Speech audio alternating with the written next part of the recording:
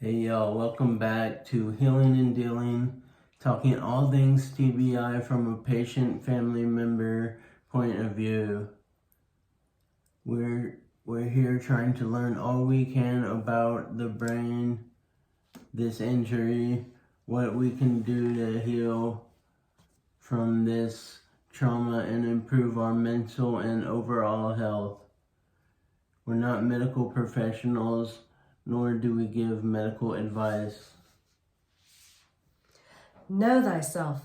The words inscribed at the entrance to the ancient temple of Apollo have become a mental health cliche. The state of your mental health is personal and profound. All judgments of mental illness are just that, judgment calls.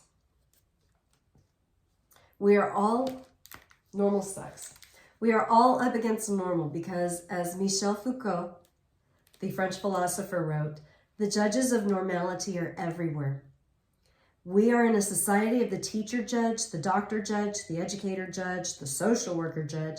It is on them that the universal reign of the normative is based, and each individual, wherever he may find himself, subjects to it his body, his gestures, his behaviors, his aptitudes, his achievements. Basically, he's saying we all live in a land governed by these judges' laws, and there's absolutely no getting out of it. All societies have struggled with normal, and as French anthropologist Claude Lévi-Strauss wrote, we have made the cultural problem of differences, anomaly, and abnormality central to every culture. Normal and its twin, not normal, are the fundamental problems of the human condition. We are all surrounded by institutions, systems, and cultural practices that demand and enforce normalcy. We all have to build a life and a self despite, around, or through the strict judges of normality's jurisprudence. 51% of adults in the U.S.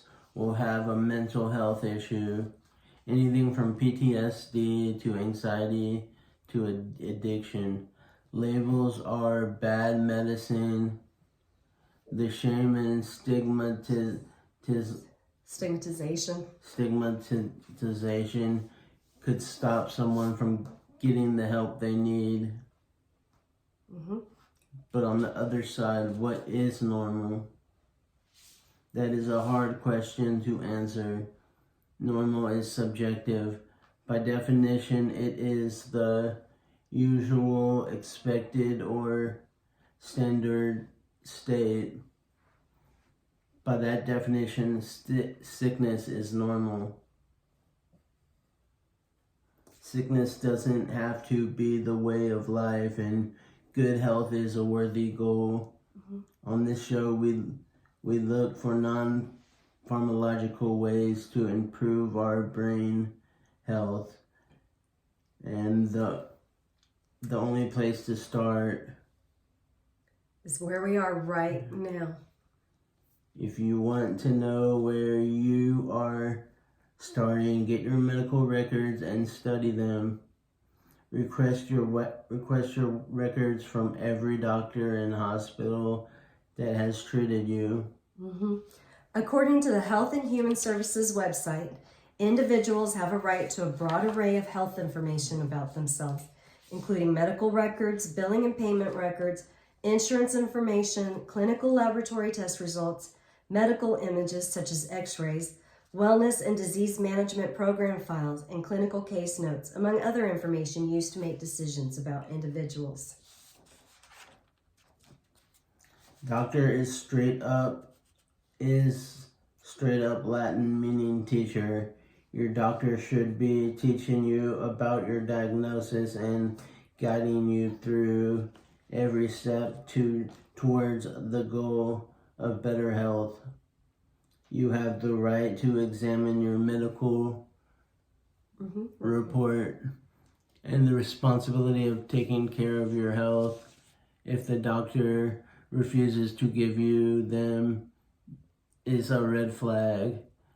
Learn the medical terms used in your chart. The words you tell your doctor become part of the record, so be specific when describing your symptoms and verify that they are reported accurately. You can request corrections be made when necessary. Collect these records and along with your family history, immunization record, allergies, injuries, surgeries with the dates, the limitations and treatments offered, and put them in a binder.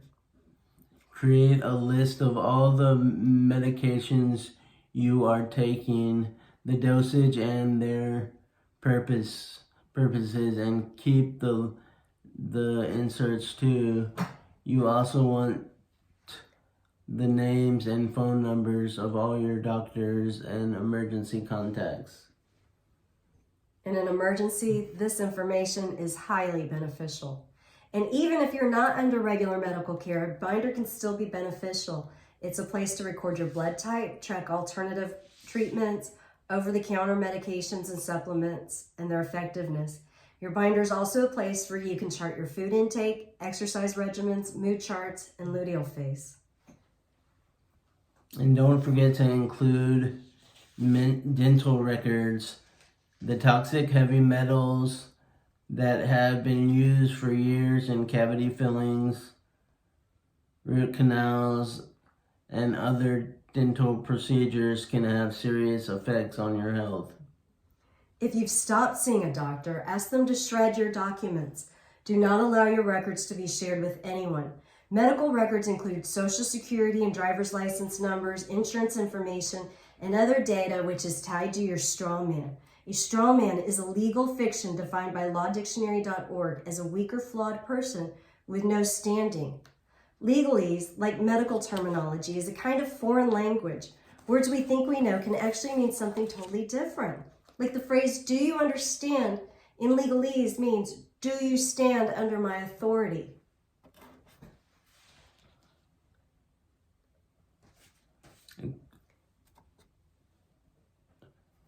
You are the captain of your medical team. If you are to advocate for the best medical care for ourselves, we need to understand and overstand our health needs. According to the Health and Human Services website, providing individuals with easy access to their health information empowers them to be more in control of decisions regarding their health and well-being. They are better able to monitor chronic conditions, adhere to treatment plans, find and fix errors in their health records, track progress in wellness or disease management, and directly contribute their information to research. There are some public officials that want access to everyone's medical records to predict and prevent diseases, i.e., cure you before you are sick. That's a judgment call made on your behalf when you stand under someone else's authority. Medical errors are the third leading cause of death in the U.S. Medical care is time-consuming and financially draining. Bodily autonomy is a human right. Becoming more organized